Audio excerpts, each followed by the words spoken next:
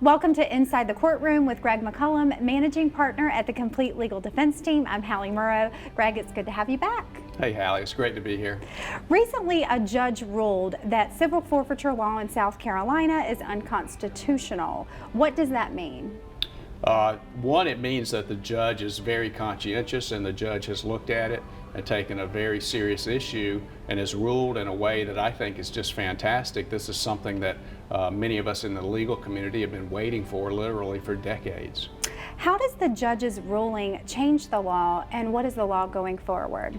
The judge's ruling changes the law in the particular case that it affects, but ultimately I think that is going to the South Carolina Supreme Court, and so that's when the law really changes. If the court upholds the judge's ruling, then that becomes the law in South Carolina.